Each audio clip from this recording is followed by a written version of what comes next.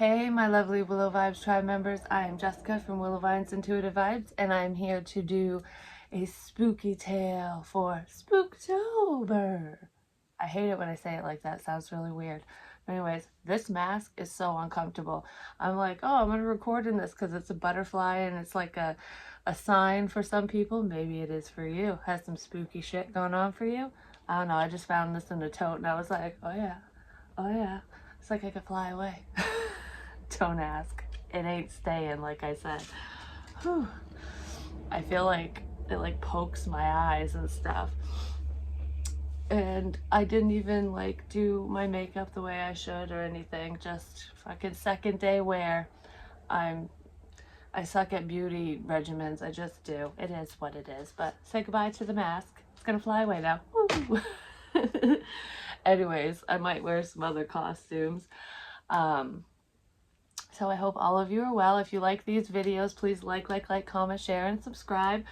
I don't know, I just thought it'd be fun to do, and I've already done one, and this one is going to be some of my like ghostly experiences, paranormal activity, things like that, but more on the extreme end, at least for some of it. Like, and I don't even want to say extreme because when I was living the last story that I said with the house, the haunted house on the hill, that one where the watcher was, that was the most intense paranormal activity in one location I've ever had in my life.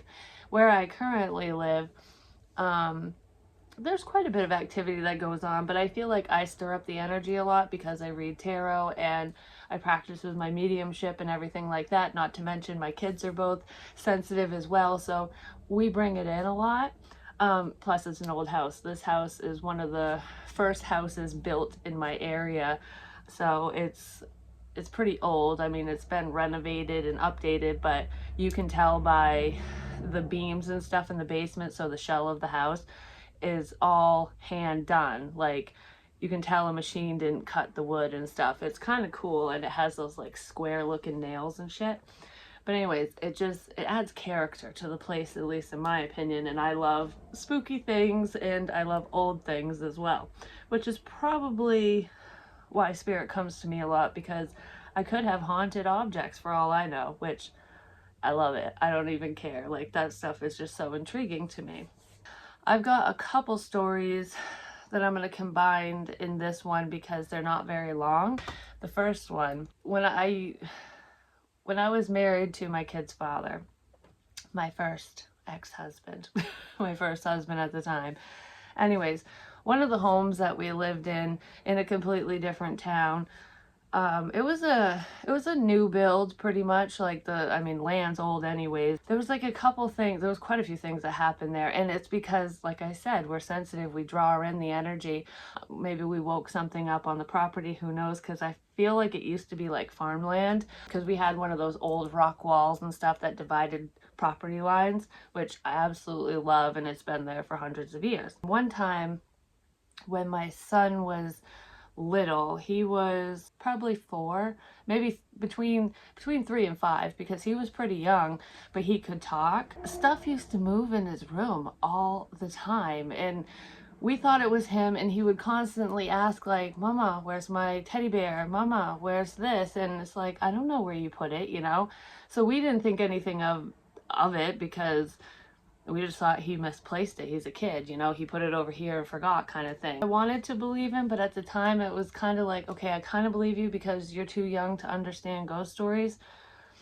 And I don't know if I do, because kids have wild imaginations, you know what I mean? And I've always tried really hard to believe in what my children say, especially my son, because he's not one to tell stories. He never has been. So, it all came to light, I'm just gonna say. He kept talking about the man in his room, the cowboy. There was a cowboy in his room, and I think he called him that because he was wearing an old, like, Western style hat. And I've seen this man before. Like, I would just catch a glimpse of him, and at night my son would, you know, sleep with his stuffed animals and, you know, toys and whatever, and in the morning they'd all be missing. They'd all be moved around the bedroom, and he didn't sleepwalk. My daughter did, but she didn't go in his room and stuff. Things would just be not where we left him, you know? Things started happening outside of his bedroom too. It wasn't just in there, and it was happening to the family. It wasn't just happening to him, but he was terrified of the cowboy, of the man in his room. And he said the man was really mean, like he didn't like him. He would shake his bed at night, and he's like, he scares me, mommy shakes my bed. And I'm like, well, I don't like this fucking guy. Who the hell does he think he is? So I would sage and, you know, try to protect my child the best of my abilities at that time, because I wasn't well versed in what I should be doing at that time, because it was a while ago. I was reading up on it, and I had asked my aunt and stuff, because she's always been into the metaphysical, and, you know, she kind of guided me and was like, you know, ask this question or do this or that or whatever. I don't know if the man came from the Ouija board or not, because when all this was happening, obviously my kids were too little. They weren't using the Ouija board.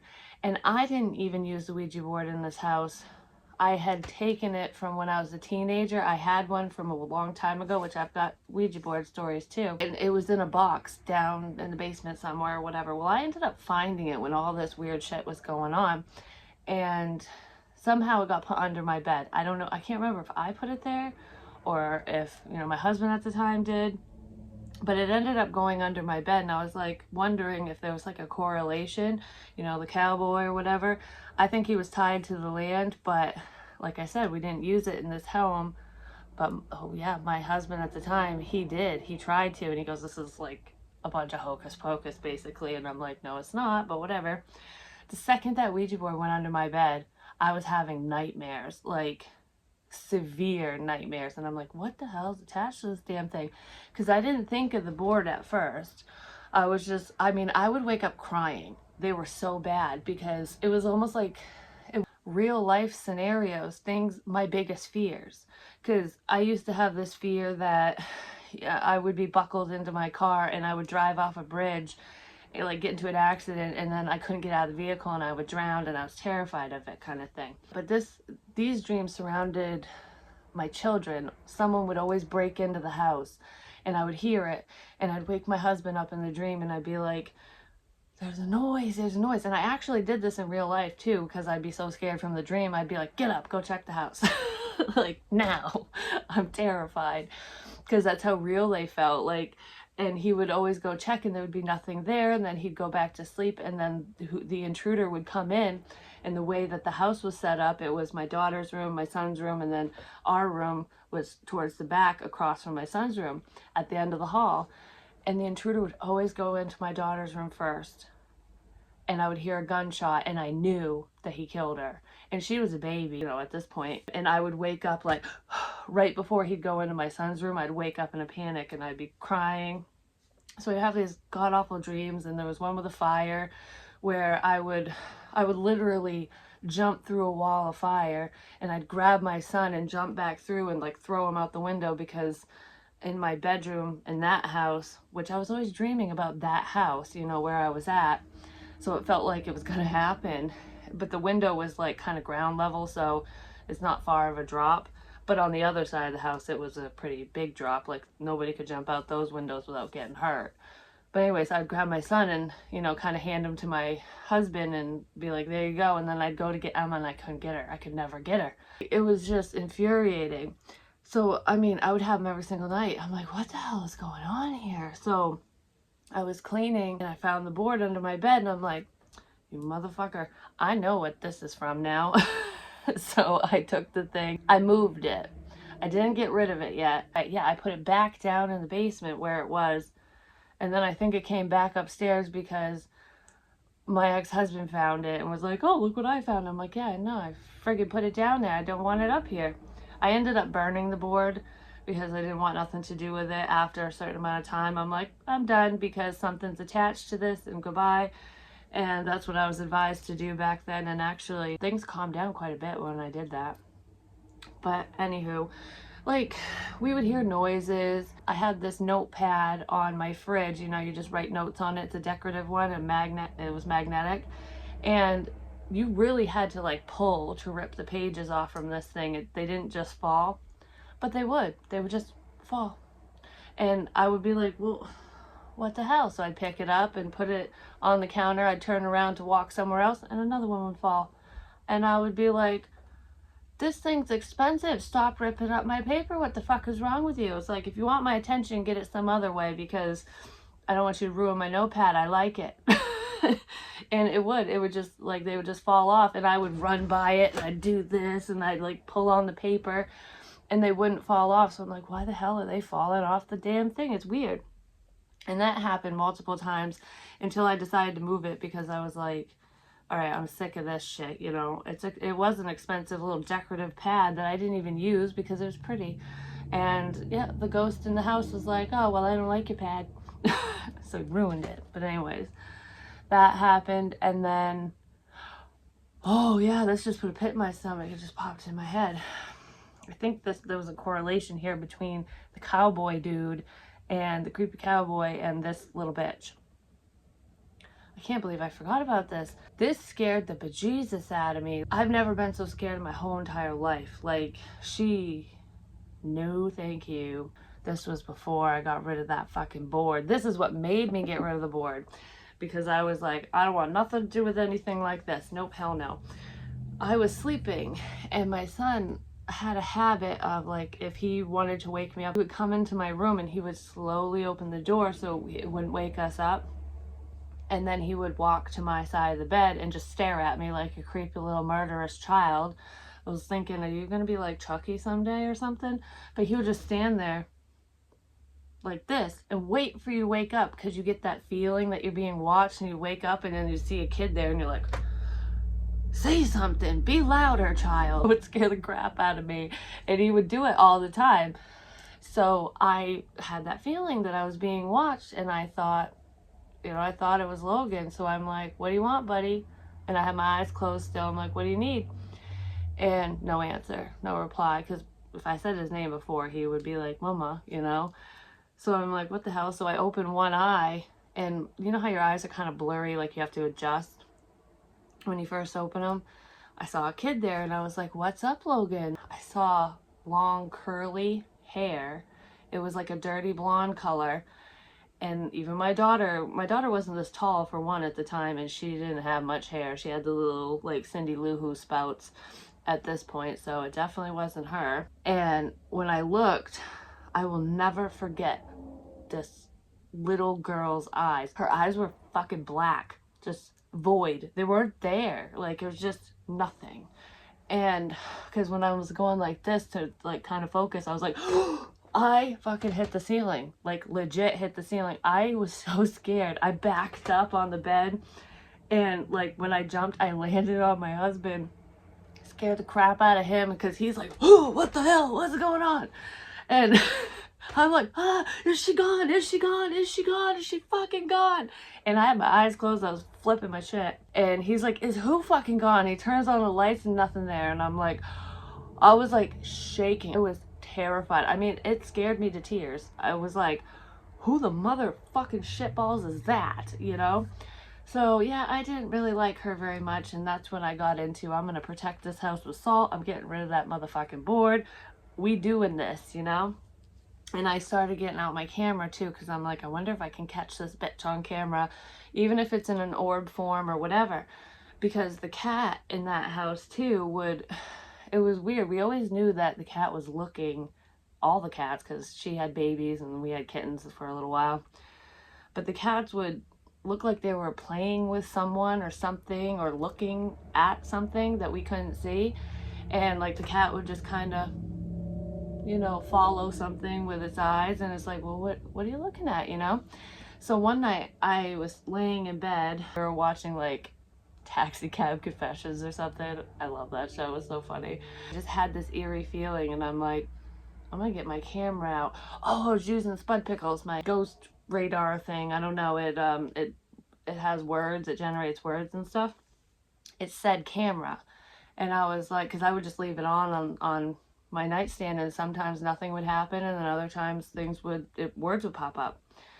So I'm like, camera, oh, I'll take a picture. So I took a picture where the TV was, and I kept catching orbs, and then I'm like, oh, okay. So I started taking pictures all the way down the hallway, and the cat is in some of these pictures, and I snapped it really quickly, so it was like one right after another.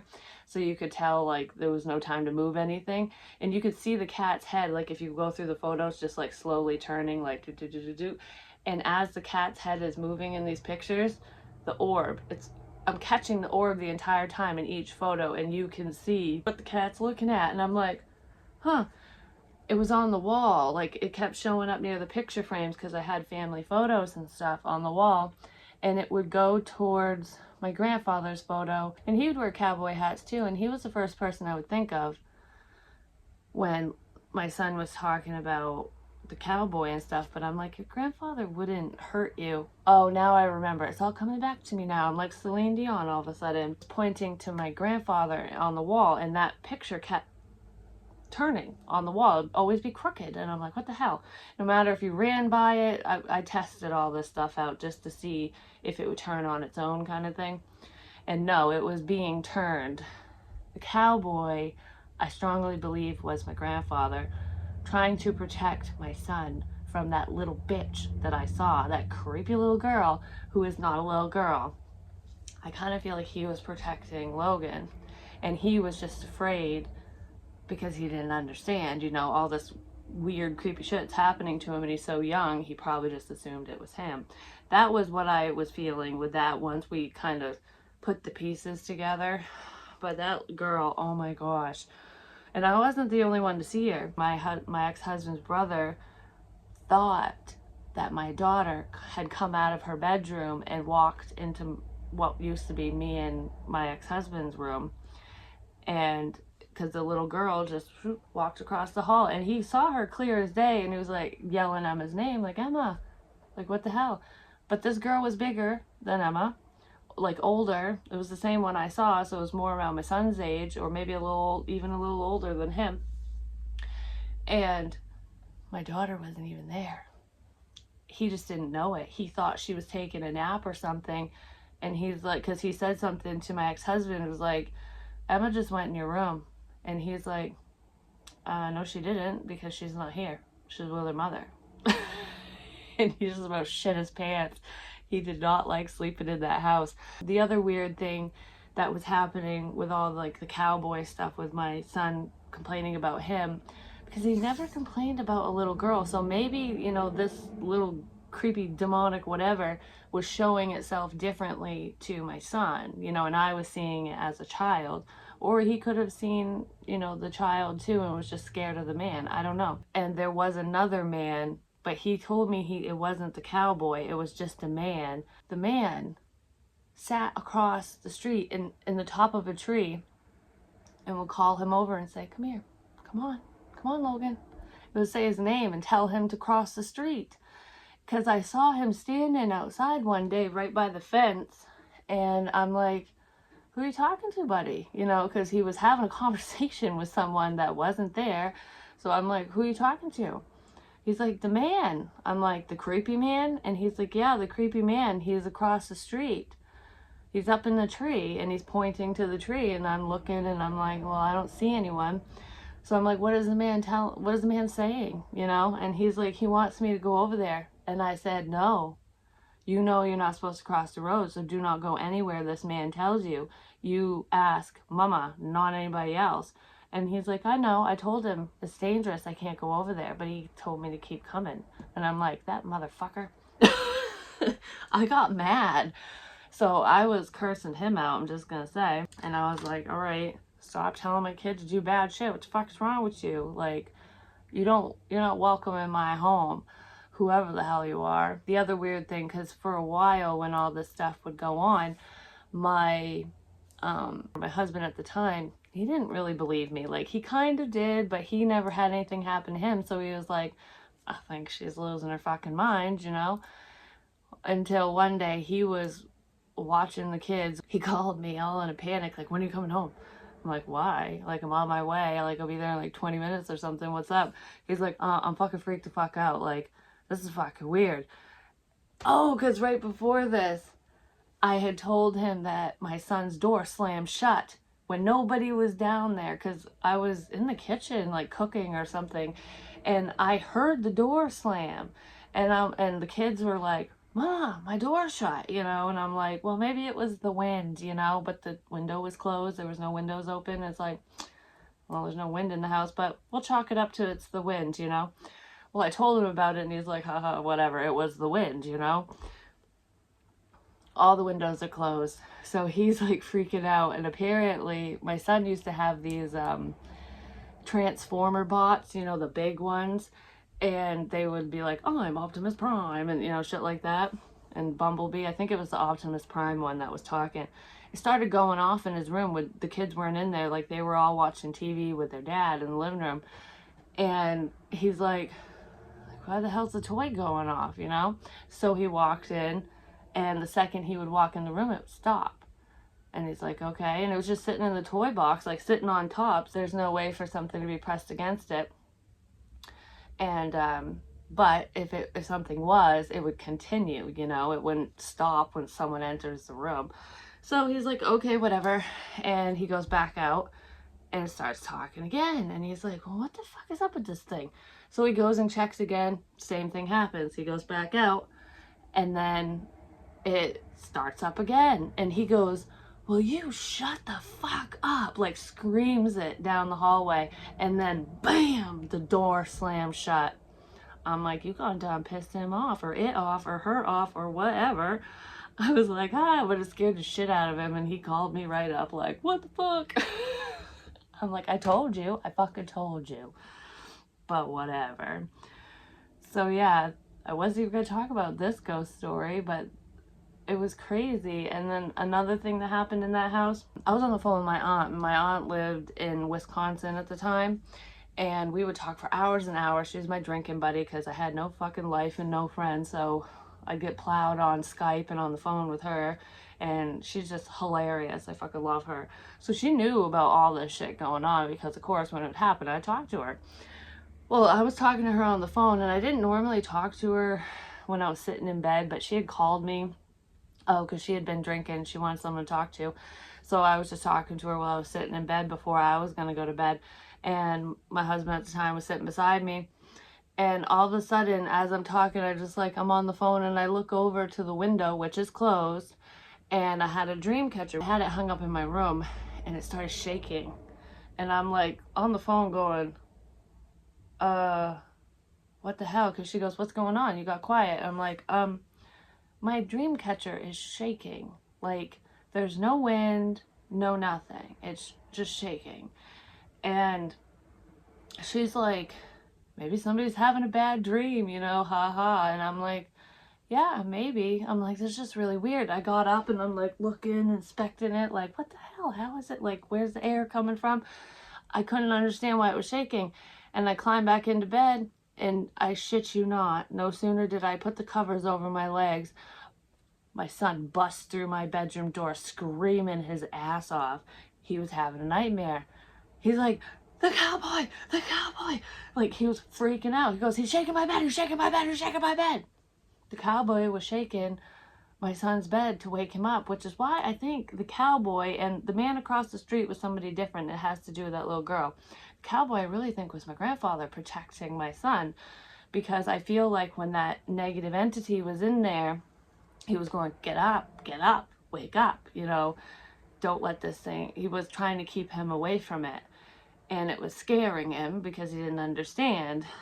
And that's just the feeling I got. And my son's room was the coldest room in the house. Like, ice fucking cold. We could never warm it up. It was crazy. My room would get the chill every now and again, but not like his. I don't know. His was like, it was like a portal or a hot spot in there or something. But anyways, that was so crazy. So no sooner did we say it was a bad dream, and then he comes barreling ass in my room all freaking out, and I'm like, I gotta go. And I told her, she goes, holy shit, that's fucking weird, that's fucked up. I'm like, I know, but it's crazy. So my next story, it's kind of connected to the house I was just talking about with all the other creepy crap in there. And I didn't really put two and two together until just now, because when I lived in that house, the road we lived on is called Burnham Road. And I didn't even think of this. At the time, living there, one night I woke up to the smell of sulfur, and it smelled like a match, like a lit match. And I kept going, like trying to sniff, like, where's it coming from? And I thought like there was a fire in the wall or something. So I'm feeling I'm feeling around like what they teach you to do in school. Ultimately, I was a firefighter, so I'm checking, electrical, is everything good, and I even had my husband at the time. I told him what was going on. I'm like, can you just check and see, do you smell it too? And he didn't. And it happened to me twice there. And one of the times I was awake the entire time. It wasn't even bedtime, it was during the day. And I started smelling it, and I'm going through the house like, okay, I've got kids and it's just me and them. Like, do I got to get everyone out or what the hell? But nothing would ever come of it. And then one night I was sleeping, but I woke up out of a dead sleep because someone said something to me in my ear, but I don't know what they said. Like, I couldn't make it out, but I could tell it was like a man's voice, like trying to wake me up. Usually, when I hear things like that, I don't feel like someone's breath on me like a normal person, a real living person, I should say. If they get this close to your ear, you're going to feel their breath on your face.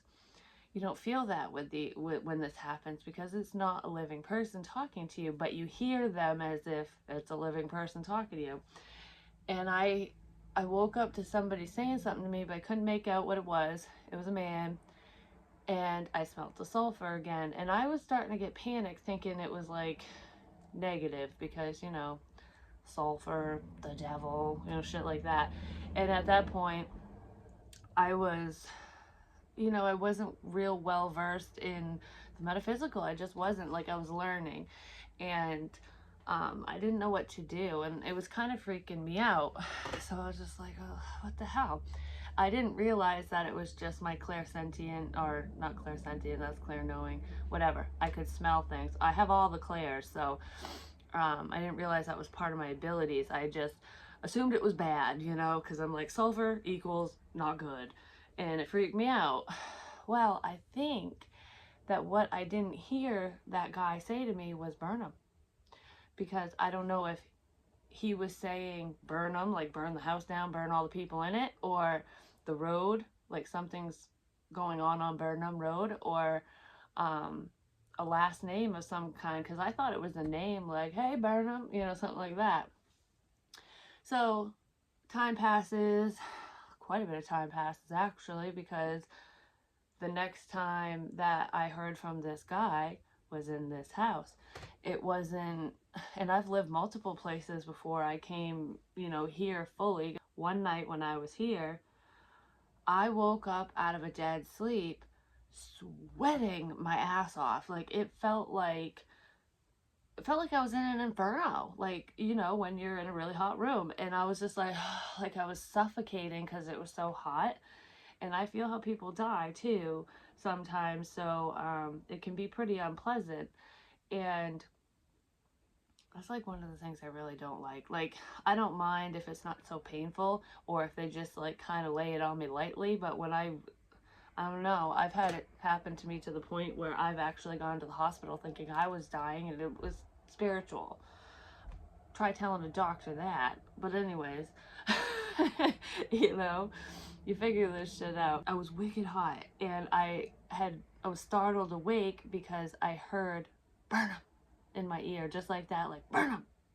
And I'm like, what the fuck does burn 'em mean?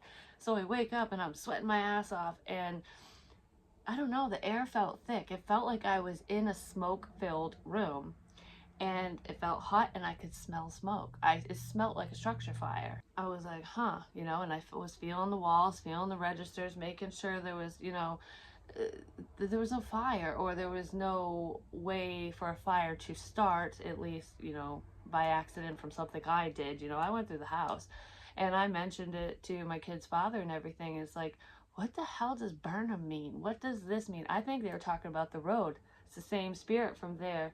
Follow me here to talk to me, but this person isn't around all the time, and maybe they didn't follow me, maybe they followed my kid's father. I don't really know.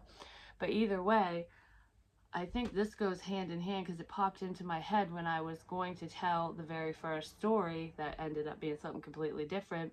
In this was the man at my door. And that was in a reading that I did, because I heard it in a reading, and then it happened when I was going to bed. And in the reading, I heard footsteps. I thought somebody was home, like my son or something. So I heard heavy boots walking up the stairs, and then it's an old house, so the floors creak, you know, in certain spots, and I can always tell with one creak. I don't know, it's weird how you know it over time or whatever, but with this one floorboard, I know if someone's standing in front of my door because there's just one that sounds, I don't know, it sounds different than the other floors creaking, and it's closer and whatever. But anyways, I heard that, like the footsteps going up the stairs, and then I heard the creak on that floorboard, like somebody was wearing heavy boots standing outside my door waiting for me to let them in. And I'm just like, who the fuck is that? You know, I don't know you. No, you can't come in. So I never said nothing. I just kind of looked at the door in the reading and was like, that was weird. So it wasn't even the same night. It was a different night, but it was in the same week. I went to bed fine. You know, so anyways, I woke up because my heart was racing, and then of course I started panicking then, and I heard the footsteps again. And I had this nervous feeling like I was being watched or pursued, like stalker energy, and I was paranoid as shit. That was the night I slept with my baseball bat because I'm like, some motherfucker's gonna come in here and they're gonna kill me. Like, I was that scared. So I don't know if that's what happened to this person or if it was like a warning message for someone or something, but it's freaky. And as I'm like, because I grabbed the bat and I climb back into bed, and I'm holding the bat like it's a teddy bear, like wrapped up underneath my body pillow, and I'm just laying there like this, looking at the door, like, okay, if someone comes in here, I'm gonna fucking look all sweet and innocent and then jump up and be like, rah, and beat the shit out of them. So anyways, I heard footsteps again, and they were up the stairs, and they were heavy boots, like steel shank, steel toe, just like at the other house. They were really heavy. I could tell by the sound of the walk it was a man. I don't know, it was weird. But anyways, I heard that, and then I heard the creak at my door. And I'm like, son of a... And I'm waiting, and I'm waiting. Nobody said nothing, no knocks, no nothing. And I'm like, okay, well, maybe it went away, you know, whatever. So I start to fall asleep, and I'm holding the bat. I slept with the bat, like I said. But anyways, I fall asleep, and you know what I got woken up to this time? No shit. The motherfucker was standing there knocking on my door. And I said out loud, no, you cannot come in. Because I knew it wasn't a person. And I was like, oh, hell no. I don't know who you are. I don't know what you want. And you're freaking me out. Not today, Satan. Goodbye. So, yeah. And I feel like that kind of goes hand in hand with the Burnham Road story that I was just sharing. Because that's the name of the road. And I kept hearing that. And it might have something to do with a fire. Maybe somebody died in a fire. And that was my initial thought, was smoke inhalation or burning, which I feel like somebody with that creepy stalker energy, somebody could have gotten followed. They could have gotten stalked, and somebody burned them alive or burned their bodies or something, because that's the energy I was getting. Like, that's fucking weird. So my next story time that I'm going to do is about the girl in my closet, which I wasn't the only one to experience that, and kind of a past life dream situation that happened. And I mean, it was like when I was awake and dreaming, you know, so it would happen no matter what state of mind I was in, and I was being followed by this creepy ass woman. I'm like, who the fuck are you? You know, I figured it out, but ooh, you know what I'm saying? Um, and I have some other stories, like especially surrounding sleeping and at night, you know, when things go bump in the night, you know, that was happening. Shit was going bumpity bump, bump, bump all around, you know. So I will explain those, but I also have some positive spiritual experiences. I mean, I have a lot of those, but I have some, like, you know, paranormal activity that's positive, like my guides or angels, or even my grandfather, because I do have my grandfathers around me. I have a grandmother around me too, a great grandmother. I have two of them, but my Mimi actually stays with my mother a lot. Like, she watches over her and her daughters. But my Grammy Olive, her first name was Mary, but everyone called her Olive. She passed away of cancer when I was really young, and she watches over me. Maybe I'll include that one too, because that was one of my first real crazy spiritual encounters because I was so young, and it's so vivid still to this day. I'll do a note. So I'll have a mix of kind of spooky and really positive experiences in the next one that I do. But I have so many damn stories. We're gonna have to extend Spooktober into like crazy November or something. I don't fucking know. But if you like these story time stories, let me know, because I'm trying to do at least one a week. Or one video a week. Like I can cram a few little mini stories into each video or whatever. But I don't know. So that's what I have for you. And do you have any ghost stories that are spooky because, or encounters? Like, have you seen an apparition? Have you caught orbs on camera, or have you seen them with your eyes? I see them with my own eyes sometimes, and that's how I know when to catch them. So if you like these, please like the video, share them with your friends, you know, anyone who likes a good spooky story. And I know that it's not like bone chilling scary or anything. It's just fascinating, you know. But I love you long time, and I'll talk to you real soon. Peace.